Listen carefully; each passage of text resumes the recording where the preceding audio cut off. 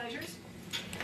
My name is Janice Law, L-A-W. I'm the founder of the American Museum, American Women Writers National Museum. It's a year old. We just had our first anniversary last week, and our theme was First Ladies, since it was the first anniversary. And we had the honor of having of the First Ladies exhibit at the Smithsonian, which is there, all the Smithsonian institutions. Then we also had the great honor of having Anita McBride, who was Chief of Staff for Laura Bush, when Laura Bush was First Lady. So we had a wonderful first anniversary. And this is our first program of the second year. So we're very, very honored to have a second year. People ask me sometimes, where is your stuff? Somebody already asked me that. You call yourself a museum, but where's your stuff? Well, a lot of people, when they start a museum, start with brick and mortar. In fact, there are a couple, one museum which shall remain nameless, which has tried to get going for 10 years because they started with brick and mortar. And that takes a long time. So I decided to do the opposite. I would start first with a year of programs and get support and get recognition through programs, and then I would try and get a brick and mortar museum, and I would have stuff. They'll have stuff. But the press club, of which I'm a member, is so gracious and lets us have this room. So of course we're very grateful to the National Press Club for that. Why did I start the museum? People have asked me that.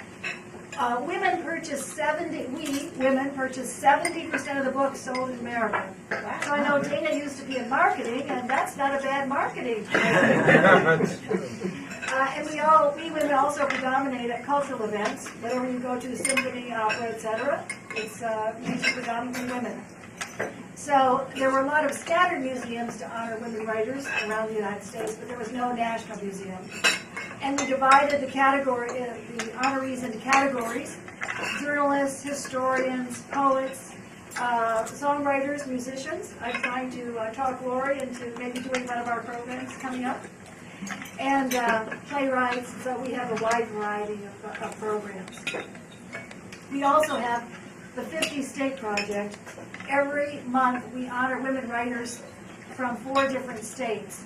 And usually women who won the Pulitzer, or, for instance, this month, California. Dana and his wife, Mary. By the way, does everyone know Mary? I'm sure you all know her. Hello. Dana Gioia. She's not being formally introduced, but she is Dana's wife. Anyway, our honoring state is California, and Frances Marion is one of the others that we're honoring. Come on in.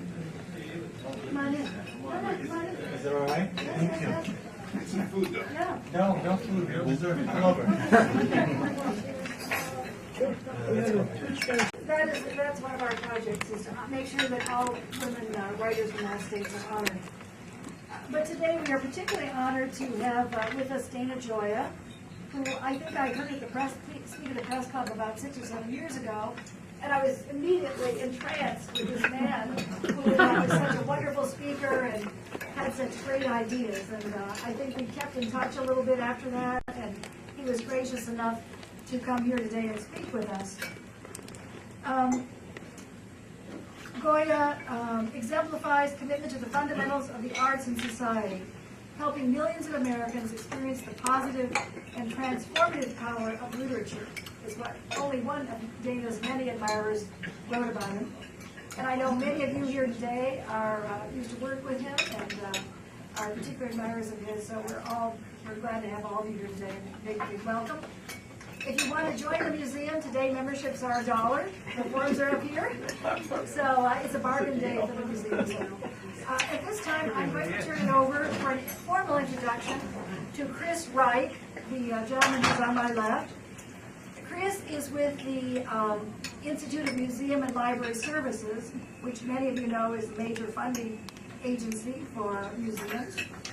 And I also got to know Chris. I can't remember how I got to know him, but through some event. And I believe he heads the museum section. Is that right, Chris? I'm called Senior Advisor. Senior Advisor, okay. Well, he's being modest. And Chris has been with IMLS since 2006.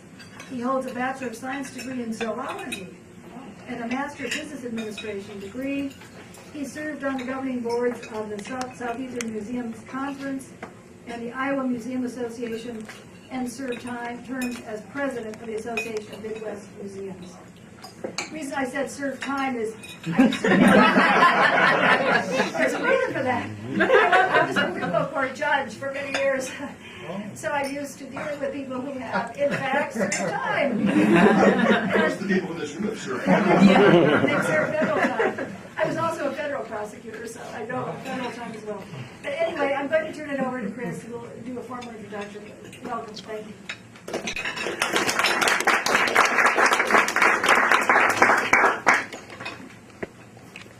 Well, thank you, Janice. I'm always amazed by Janice's energy and her determination and her drive, and what she's accomplishing with this museum project is very exciting.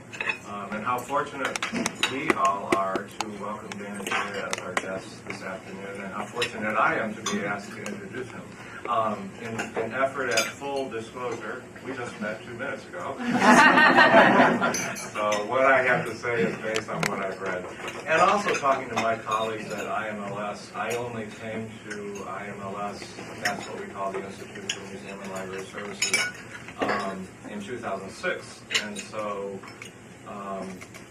not having met Dana before, I certainly am familiar with his work as chairman of the National Endowment for the Arts from 2003 to 2009. And really, we all feel that during that time, the value and indeed the relevance of NEA in enriching the lives of all Americans through the arts was highly visible through programs such as Shakespeare for American Communities, Poetry Out Loud, The Big Read, and another project that IMLS also partnered on, which was 50 Works for 50 States, bringing contemporary artwork from the Vogel collection to museums and communities throughout the nation. The Big Read in particular, and I guess it's appropriate to comment on that at this meeting, was an enormously successful program engaging people and communities in all 50 states and foreign destinations and celebrating literature together, great literature together, bringing diverse people together in celebrating literature in a variety of ways. And one of the ways IMLS participated was encouraging the use of museums and libraries for big read events, showing that those institutions aren't just repositories for content and objects and knowledge, but are also important social gathering spaces in communities. But as I'm sure you know, there's much more to share about Dana Gioia's life and career than his accomplishments here in D.C. at the NEA. Dana Gioia is an internationally acclaimed, award-winning, and widely published poet. He is an essayist, a translator, a critic, and an editor. He holds degrees from both Stanford and Harvard universities and has been the recipient of, I believe, 10 honorary degrees. Prior to taking up writing full-time in 1992, Dana was, as Janice mentioned, the Vice President of Marketing for General Foods. And more recently, in 2011, he became the Judge Whitney Professor of Poetry and Public Culture at the University of Southern California, where he teaches the fall semester. Our director, Susan Hildreth, who would have been today, but she's visiting one of our state libraries, said that not only is he a great poet, but he grew up in Los Angeles and spent a lot of time in his local library during his early years, and surely that has influenced his success in life today. But surely a life so richly lived already has contributed much inspiration to the new collection of poetry that he'll share with us this afternoon. So, with that as an introduction, please join me in welcoming Dana Gioia.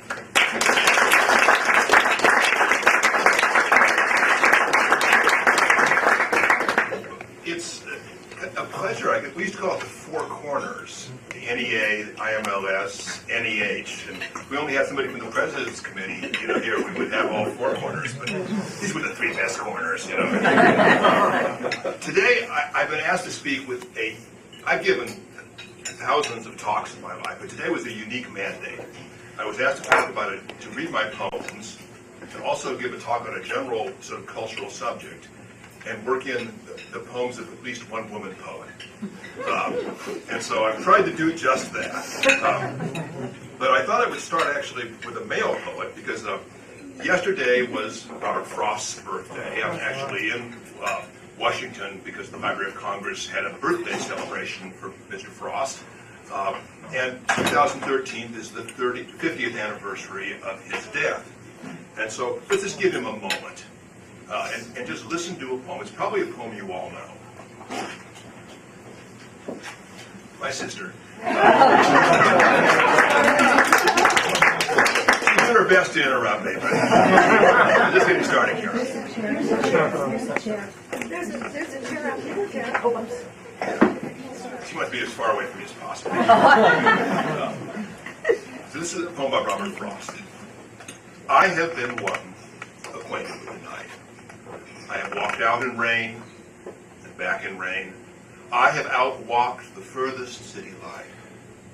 I have looked down the saddest city lane. I have passed by the watchman on his beat and dropped my eyes, unwilling to explain. I have stood still and stopped the sound of feet when far away an interrupted cry came over houses from another street, but not to call me back or say goodbye. And further still, at an unearthly height, one luminary clock against the sky proclaimed the time was neither wrong nor right. I have been one acquainted with the night. I offer that poem, a sonnet written in the great Italian rhyme scheme of Chiarosarima, not only as a homage to America's greatest poet, but also to demonstrate that even in this cheap and distracted age, poetry still has the power to delight, to enchant, and to illuminate our existence. And for lovers of poetry, indeed for anyone who values the power of literature, the power of reading, to enlarge and enhance our lives, the present moment does seem threatening. As chairman of the NEA, I immersed myself in the considerable research done on reading, and in fact helped commission some of the most influential studies. And we actually today have Sunil Iyengar, the director of research at the NEA, who really masterminded these 3 very influential reports we did. And as a university professor now at the University of Southern California, I see the changes evident in even this country's brightest students. I once told Congress I could sum it up in 3 sentences. Americans read less. Because of that, Americans read less well, and reading less has consequences across all parts of life. And I see this in my students. They have a reduced vocabulary versus people 20, 30, 40 years ago. They have shorter attention spans. They're less comfortable with complex written texts, and they have a vast ignorance of the cultural and historical background that a teacher or a writer once took for granted. These changes, by the way, are not limited to students, but they're present across society. I don't need to elaborate this because I know everyone in the room has similar experiences. We see it across our society. We see it in schools. We see it in the media.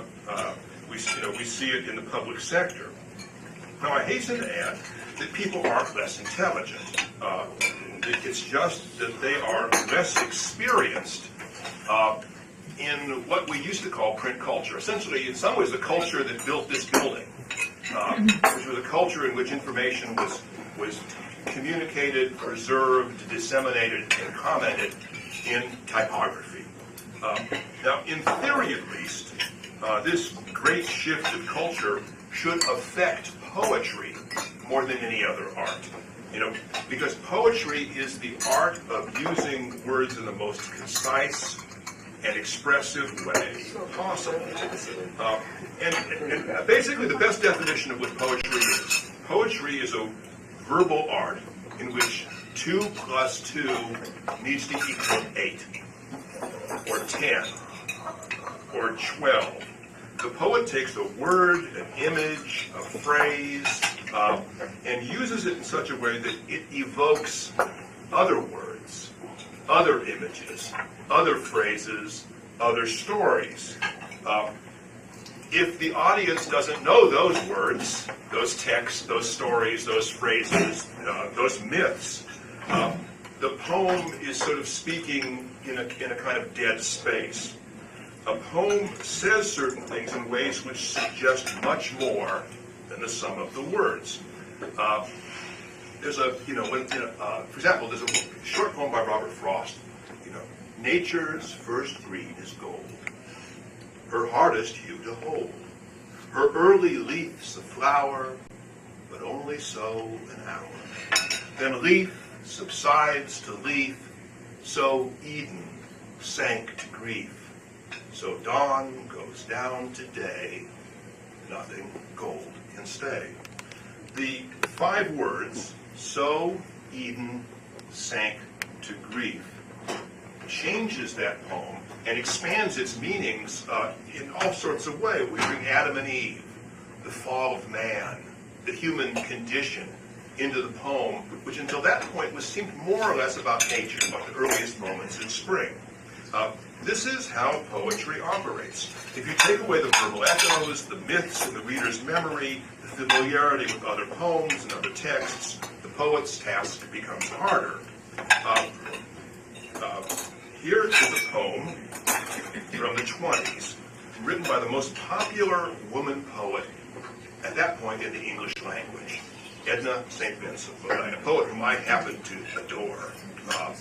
And this was a poem written for a popular magazine for a general audience. And there's at least 4 interesting things about it. First, the title is in Latin. Passer mortuus est. Means the sparrow is dead. And it's a quotation from a very famous poem in Latin, which Edna St. Vincent figures most people either read in high school or heard about in high school. Secondly, the opening stanza alludes to the poet, Catullus, and his romance, his tempestuous romance with Lesbia, which was his name, which didn't mean that she was a lesbian. It was its title, meant that she was associated with the beauties of the island of Lesbos. Third, the poem also alludes to Catullus's poem, mentioned in the title, about Lesbia's sparrow. She had a sparrow which he claimed that she loved more than him, and when the sparrow died, he wrote a mock elegy for him. And finally, the poem alludes to an ancient custom called libation, which is on a great undertaking, a great event. You would pour your wine onto the ground in honor to the gods to commemorate the event. This is the poem. Passer mortuus est. Well, I should say one thing. What the poem really is a kind of kiss-off to an old lover, in which the classical trappings were there to be fun, not to be intimidating. Passer mortuus est. Death devours all lovely things. Lesbia and her sparrow share the darkness. Presently, every bed is narrow. Unremembered as old rain dries the old libation, and the little petulant hand is an annotation. After all, my erstwhile dear, my no longer cherished, must we say it was not love, just because it perished? Cruel poem. I mean, I feel sorry. So it's this, but it's hard to imagine any mainstream poet, writing in quite that way today. And so we could, to quote another Roman poet, just say, "O tempora, o mores," "O the times, O the customs." But having said this, I think it's important to observe that, ironically, poetry is in surprisingly, good shape, these days. The very combination of social, cultural, and technological changes that have eroded literary reading and diminished cultural memory have, ironically, created factors supporting poetry, changing it perhaps somewhat in the process, but also reviving it. Now,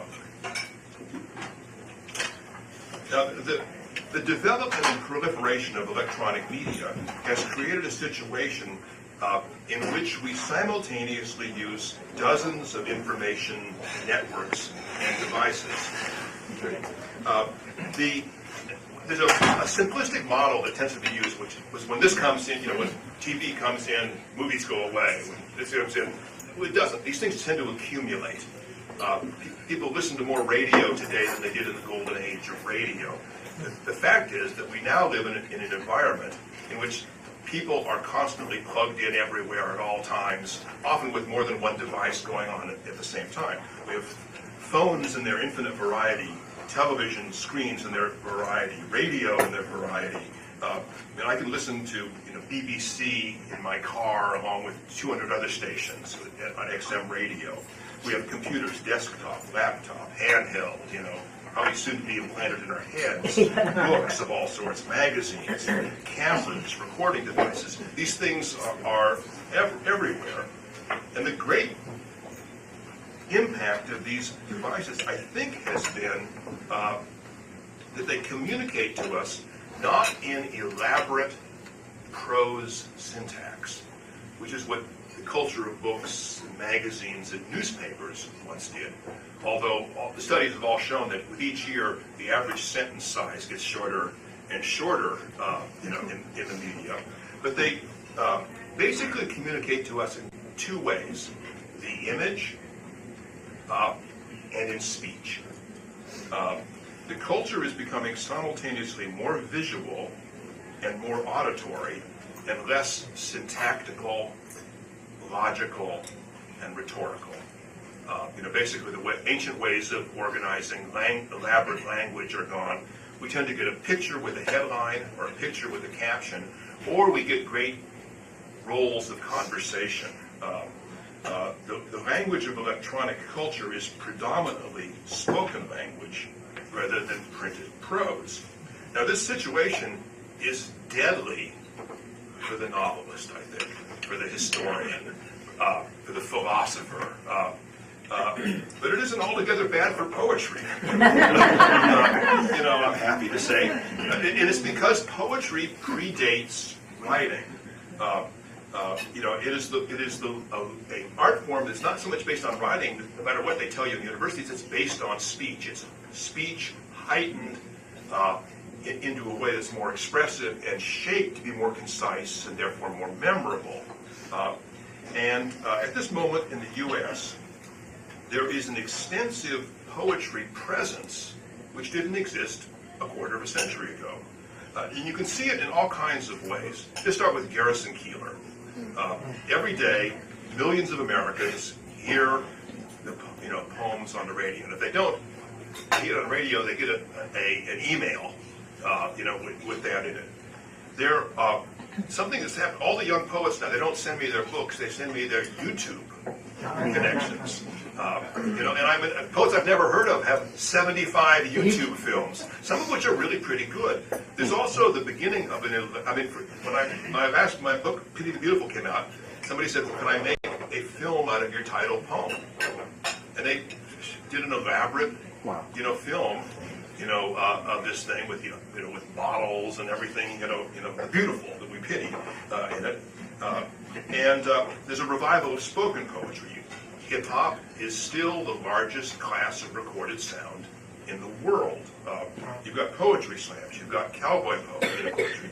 At the NEA, we created something which the educational specialists, which is to say people locked in print culture, told us would fail, which was called Poetry Out Loud.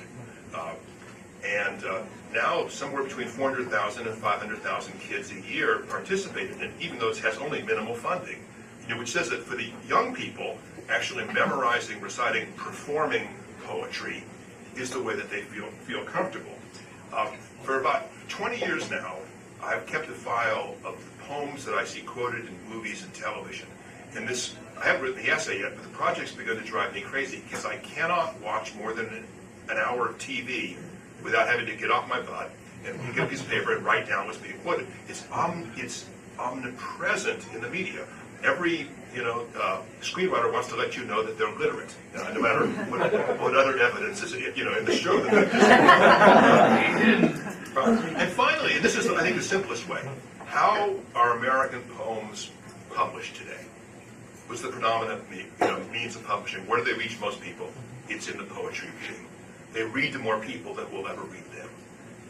And so we have a situation, and this is, of course, supported by tens of thousands, perhaps hundreds of thousands of blogs, reading sites, tweets, poetry publishers, etc., etc. As written communication generally becomes shorter, headlines, tweets, text messages, spoken communication and audio-visual spoken communication becomes more pervasive. Talk radio from NPR to Rush Limbaugh to Sirius XM, telephone, hip-hop, etc., etc., etc., bring us back to where poetry began, which is face-to-face communication. As a human being, it's hard to feel bad about a revival of face-to-face communication. I mean, it seems to be human common sense that the kind of community that's created through this is something that's very essential, very primal, to humanity being humanity. And so this, however, is an enormous change from the print era of James Joyce and T.S. Eliot, but it is not necessarily a bad human situation. It seems a basic one, and it proves that one of the most interesting thinkers of the 20th century, who was in discredit for many years and now seems to be central in is Marshall McLuhan, who saw the notion of a global village, which is to say you recreate something that's more like a village, people sitting around having face-to-face communication. But I think what's actually happened is that it's gone from a global village to a much more local one, just full of tiny communities, because society is becoming segmented. Now, let me clarify this. I'm not saying that everyone in the United States is going around quoting Gerard Manley Hopkins and Emily Dickinson, another woman writer. But curiously, a few million people seem to be. Now, you say, well, big country. Let's say we have 5 million. Sunil probably knows the number down to the the last digit. How many people are actually reading poetry? But let's say we have an audience of around 5 million poetry readers. Isn't that pathetic in a country this large? Well, not really. A major TV network show now gets maybe a 1% rating, even below a 1% rating, and that's enough to keep it in business. Our society is becoming more and more segmented. Even baseball no longer commands a majority of interest in America. We have so much things going on. We've become more specialized, and it's my sense that in the last 2 decades, poetry has ceased its long decline and not only stabilized, but it seems to be growing, in this country, but not necessarily on the page. Now, those of us together in this room are part of that cultural renewal. We're celebrating the return of poetry in its ancient form, living speech uttered to a living audience. Not a private visual art of typography that's read silently on the page, but a communal, performative way of human connection. This is a different world, but I don't think it's a worse one for literature. So, let's do one more poem by Millay, just so I do have to say that, James, not only were most of my first poetic acceptances addressed to Ms. Dana Gioia, but I was a finalist in Woman of the Year not that long ago. Eileen remembers. I got many letters to Madam Chairman. Those people never got funding. But this is another book. I love Millay, and she's sort of finally coming back in style. I think the reason she's coming back in style is that poetry is returning much more to auditory poetry versus visual poetry. So like Marion Moore, who wrote these elegant poems that really almost can't be read aloud. They're just counting syllables, and they're almost like heightened prose, versus Millay. This is a poem that she wrote when she was in her 20s. It's a sonnet. Time does not bring relief. All you have lied, who told me time would ease me of my pain. I miss him in the weeping of the rain. I want him in the shrinking of the tide. The old snows melt on every mountainside, and last year's leaves are smoke in every lane. But last year's bitter loving must remain heaped on my heart, and my old thoughts abide. There are 100 places where I fear to go. So with his memory they brim, and entering with relief to some quiet place where never stepped his foot or shone his face, I say, there is no memory of him here. And so stand stricken, so remembering him. So, now I'll offer you a few poems of my own.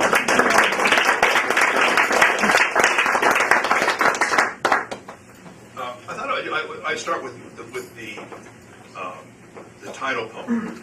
It's a jazz pianist named Helen Sung, who I just adore her playing.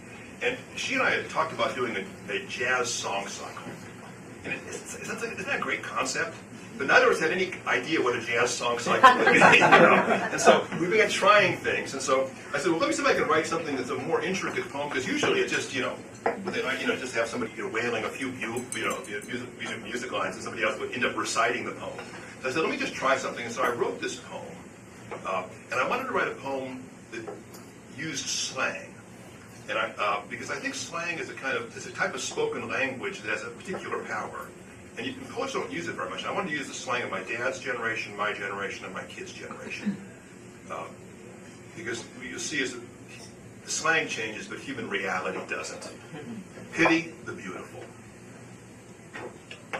Pity the beautiful. The dolls and the dishes, the babes with big daddies, granting their wishes.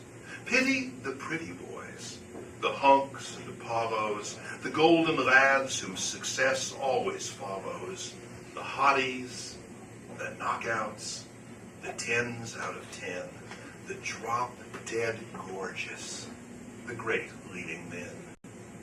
Pity the faded, the bloated, the blousy, the paunchy Adonis whose luck's turned lousy. Pity the gods, no longer divine. Pity the night, the stars lose their shine. You gotta see the movie. That was great.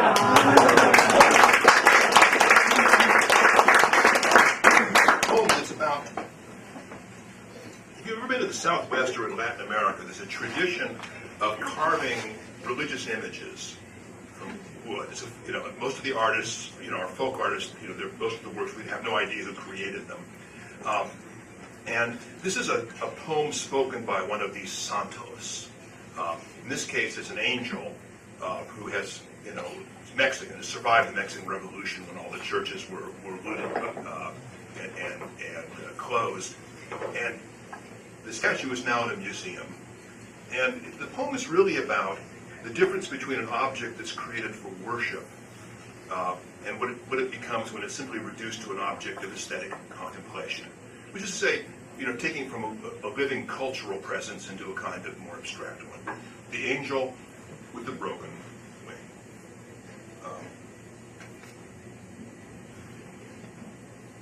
I am the angel with the broken wing, the one large statue in this quiet room.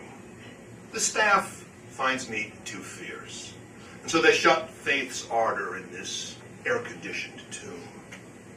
The docents praise my elegant design above the chatter of the gallery. Perhaps I am a masterpiece of sorts, the perfect emblem of futility.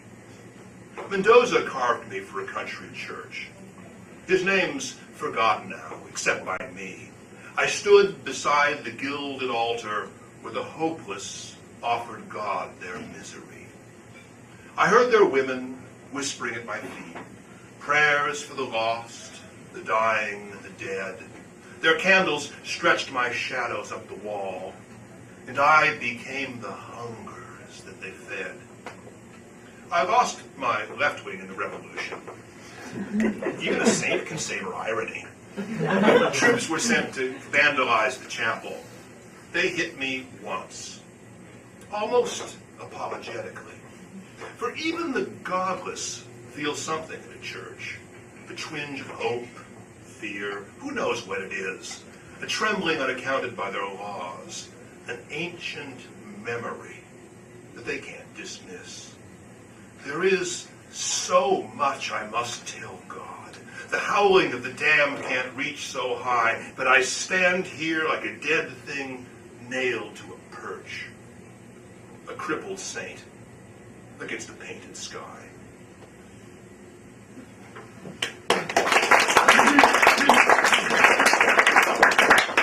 This is a poem that doesn't really need anything but the title to explain it. Called Finding a Box of Family Letters. The dead say little in their letters they haven't said before. We find no secrets, and yet how different every sentence sounds heard across the years. My father breaks my heart simply by being so young and handsome. He's half my age. Look at him there, his jet black hair and his Navy uniform, grinning beside his dive bomber. Come back, Dad, I want to shout. He says he misses all of us, though I haven't yet been born. He writes from places I never knew he saw, and every one he mentions now is dead. There is a large, long photograph, curled like a diploma. A banquet 60 years ago. My parents sit uncomfortably among tables of dark-suited strangers. The mildewed paper reeks of regret. I wonder what song the band was playing, just out of frame, as the photographer arranged your smiles. A waltz? A foxtrot? Get out there on the floor and dance. You don't have forever. What does it cost to send a postcard to the underworld? I'll buy a penny stamp from World War II and mail it downtown at the old post office, just as the courthouse clock strikes 12. Surely the ghost of some postal worker still makes his nightly rounds, his routine too tedious for him to notice when it ended. He works so slowly he moves back in time, carrying our dead letters to their lost addresses. It's silly to get sentimental. The dead have moved on, and so should we. But isn't it equally simple-minded to forget the special expertise of the departed in clarifying our long-term plans? They never let us forget that the line between them and us is only temporary. Get out there and dance, the letters shout, adding, love always, can't wait to get home, and soon we shall be. See you there.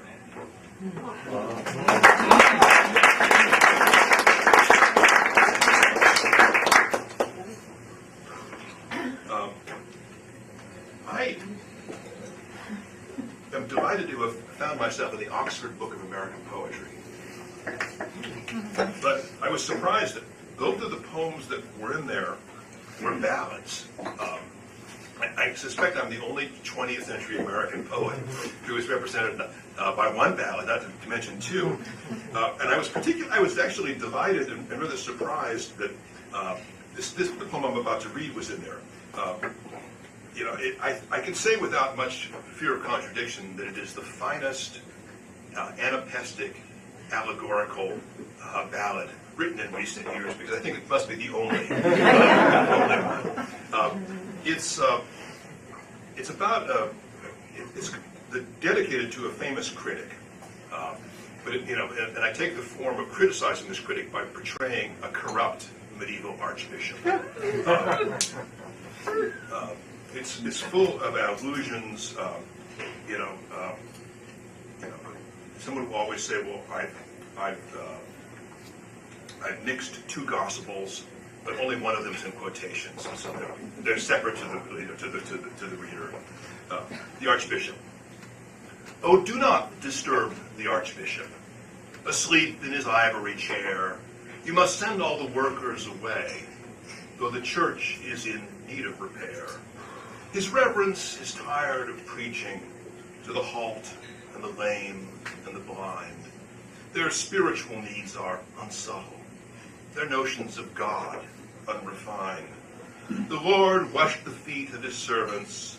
The first shall be last, he advised. The Archbishop's edition of Matthew has that troublesome text revised. The Archbishop declines to wear glasses, and his sense of the world grows dim. He thinks that the crowds of the masses have gathered in honor of him. In the crypt of the limestone cathedral, a friar recopies St. Mark. A nun serves stew to a novice. A choir boy sobs in the dark.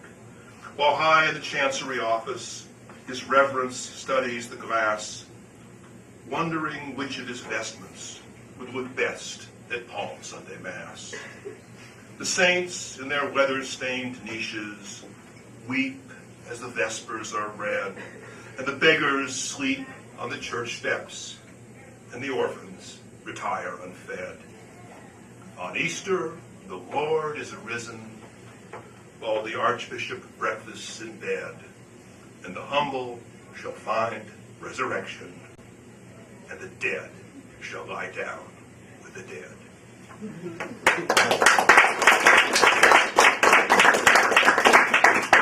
I think Mike Lind is the one person who knows the critic I'm talking about. But it's about the misuse of sacred things. And I consider literature one of humanity's sacred things. Let's just do a couple more poems. I'm going to read you the beginning of a longish poem. I'm just going to read you maybe the first page or so. This is at the center of most of my books. I have a long narrative poem. And one of the things that I've really prided myself is that is to find a way of telling a story that's both an interesting story and still poetic. This is called Haunted. It's a ghost story and a love story wrapped around each other. And it begins with somebody overhearing, a conversation. All the first three lines are in italics. "I don't believe in ghosts," he said. "Such nonsense. But years ago, I actually saw one." He seemed quite serious. And so I asked, and this is the beginning of the fellow's stories. "It happened almost 40 years ago. The world was different then, not just for ghosts. Slower, less frantic. You're too young to know life without cell phones, laptops, satellite. You didn't bring the world with you everywhere. Out in the country, you were quite alone. I was in love with Mara then, if love is the right word for that particular delusion. We were young. We thought we could create a life made only of peak moments. We laughed, we drank, we argued and made love. Our battles were Homeric.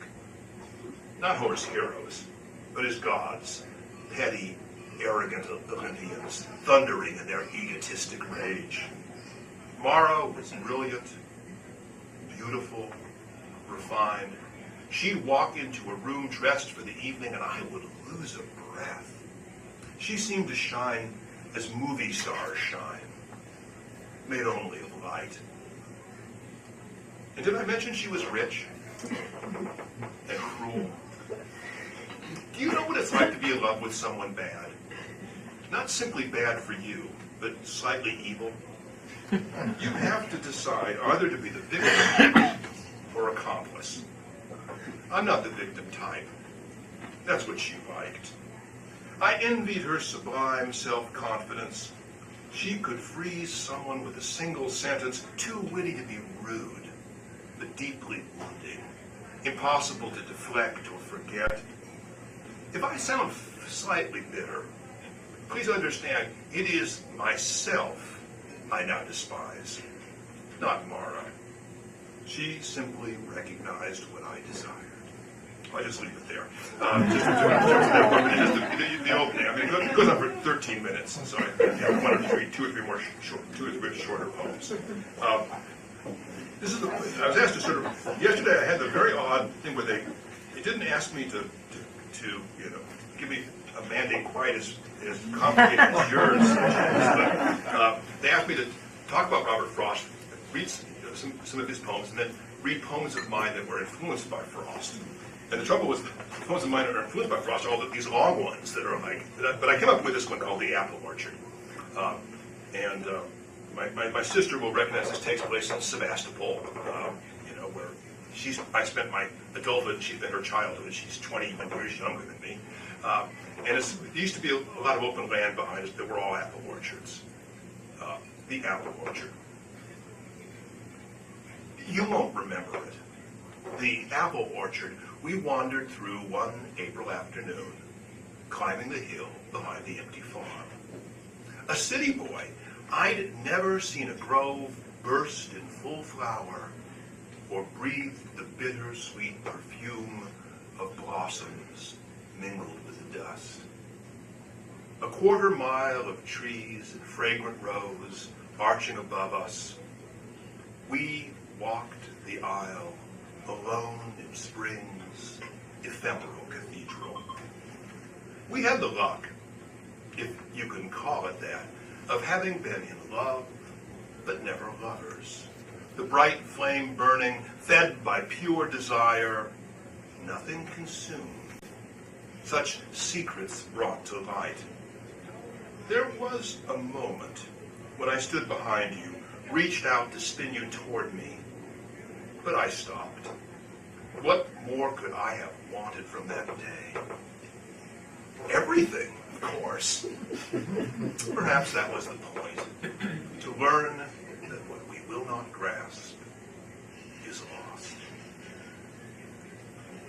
I should point out that maybe the most perfect setting of any poem of mine by any musician was Ori Laitman, who's here, setting of that poem, for tenor. It just catches every nuance of the poem. Soprano now too. We changed city boy to city girl. Oh. Miss Dana Gioia, Janice, I rest my case. I'll read just two more poems. There's my wife and I lost our first son at 4 months. And the sorrows of such a thing are beyond number. But there was one curious thing that never really went away, at least for a long, long time, which is that, you begin to see other kids that were the same age as your son would have been, and you begin to sort of say that, well, he'd be doing that, he'd be doing that, he'd be doing that. And I never saw anybody write about this, about this kind of phenomenon. So I wrote a poem about it. This is a poem I wrote on his 21st birthday called Majority. Now you'd be 3, I said to myself, seeing a child born the same summer as you. Now you'd be 6, or 7, or 10. I watched you grow in foreign bodies, jumping into a pool, all laughter, or frowning over a keyboard, but mostly just standing, taller each time. How splendid your most mundane actions seemed in these joyful proxies. I often held back tears. Now you are 21. Finally, it makes sense that you have moved away into your own afterlife. And then I'm going to end with a love poem. But it's a complicated love poem. It really has two subjects. One is that we live our lives by the stories we tell about our lives. And as our lives change, we have to revise those stories and expand those stories or change those stories. Which means that to a certain degree, life is a literary occupation. Which is why people need to study literature from an earliest age. They need to know how many stories there are, how many turnings and changes in the stories, how many characters there are, how many people come and go, how often we are rescued. Sometimes we are even rescued deus ex machina. Because you need this as preparation for life. The second thing is that love, especially marital love, seems to me mostly conversation, mostly palaver. And because you find somebody whose story you've wrapped around, and it expresses itself in a sense of constantly having to update, the story to each other, or remind, each other of your story. I mean, the surest way you know that you're really in love with somebody is that something isn't real until you've told them about it. And so this is, a poem to my wife, and I take the title from Shakespeare, who said, "The lunatic, the lover, and the poet are of imagination all compact," which is to say all three of them are crazy. But Shakespeare then goes on to point out that, especially the lover and the poet, in their craziness, see things and can name things about reality that ordinary people can't. This is a double sonnet in a form I've invented, which is 7, 7, 7, and 7, with a turn at the end of each stanza. The lunatic, the lover, and the poet. The tales we tell are either false or true, but neither purpose is the point. We weave the fabric of our own existence out of words, and the right story tells us who we are. Perhaps it is the words that summon us. The tale is often wiser than the teller. There is no naked truth but what we wear. So let me bring this story to our bed. The world, I say, depends upon a spell spoken each night by lovers, unaware of their own sorcery. In innocence or agony, the same words must be said, or the restless moon will darken in the sky, the night grow still, the winds of dawn expire. And if I'm wrong, it cannot be by much. We know our own existence came from touch. The new soul summoned into life by lust, and love's shy tongue awakens in such fire, flesh on flesh and midnight whispering, as if the only purpose of desire were to explore its infinite unfolding. And so, my love, we are two lunatics, secretaries to the wordless moon, lying awake together or apart, transcribing every touch or aching absence into our endless, intimate palaver, body to body, naked to the night, apparelled only in our utterance. Thank you so much.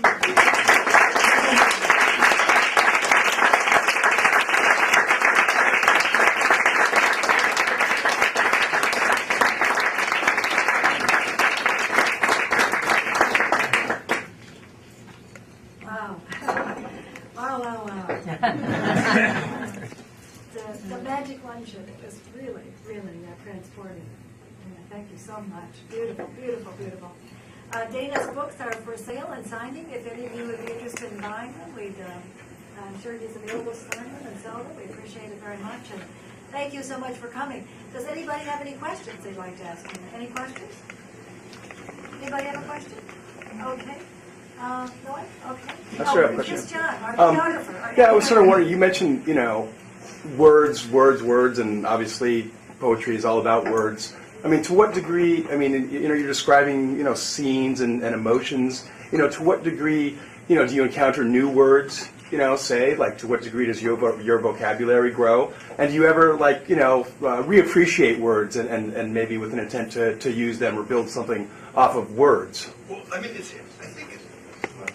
one of the most basic purposes of poetry, and I think this is really what university critics miss more than anything else, is that anybody who has children knows this. you know, humanity goes through the same dramas, generation after generation. Some things change, but most things stay the same. And you see people making the same mistakes you did, or you see these sort of things, nothing you say will stop them. You know, everybody's got to learn their own lessons. And a lot of what poetry tries to do is to take these things that have been said before and find a way to say them where people can actually hear them and feel them as true again. And that sort of means finding a slightly new form of saying it by using new words, or often just rehabilitating older things so that in a way you can tell these twice-told tales. And so much of what poetry is to expand, simultaneously expand and refine the vocabulary that you're using, vocabulary of words, vocabulary of images, vocabulary, of myths even. That's what I was in a lighter way when I'm trying to do Pity the Beautiful. Taking babes and big daddies, well, very old-fashioned language. Are there still big daddies around? You bet. That a lot of them are on the Forbes, top 100 list. The stories I've heard in Los Angeles. And so you've got these things that you just find, and so it's much of it is a game exactly like that. And it's actually a very, in French poetry, it's really interesting. All the great innovations in French poetry are when somebody's brought a new vocabulary into verse and found a way of in a sense, I don't know if it's domesticating it, formalizing it, turning this kind of parole, argot, into musique. And that's really Baudelaire's. Baudelaire took the vocabulary of the underworld, the vocabulary of the arts world, vocabulary of the bars and brothels, and brought it in, draped in heavy Catholic guilt, and made it exquisite. Any other questions? I wanted to ask Dana, when I was in school, we used to have to recite. Everyone had to memorize poetry. That was common. Is that something that's been lost totally? It was lost for a long time. And when we did poetry out loud, people thought it was like, this was sort of like, reintroducing medieval torture in the schools. And we predicted that kids would like it, and actually they do. And actually memorization has become a big thing again. I mean, at USC, I make my students memorize a lot of poetry. And some of them just don't stop. I mean, I had one guy who memorized a 40-page poem. And I noticed a lot of the other teachers are now doing it. It's now become, I think people, it's just common sense. What goddess is the mother of the muses? Memory. The arts are based, mythically and experientially in memory. I mean, if you went to an opera, and Domingo was walking around with his score, and you went to the play, and Kevin, Spacey was walking around with text. You ask for your money back. Memory, taking your art and embodying it, or the dancers had a little numbers chart. It would be beneath contempt. But poets, they come up there, read a poem, the hangman, they don't take for granted. I think it's coming back to a historic norm. I mean, if you go back to the 19th century, or the 20th century in Russia, poets were expected to sort of know every poem they'd written. But there was an interesting moment. Pasternak, towards the end of his life, he was giving a reading, and he's reciting some poem, and he couldn't remember the lines, and the audience shouted it to him because they knew it too. That's what it was. So I think we're coming back to it's in the same way, face-to-face communication. The notion of literature as communal, I think we're sort of coming back to that slowly. Tribal. Yeah. Nothing wrong with tribes, in most respects, So, well, let's let these long-suffering masses huddling, yearning to be free.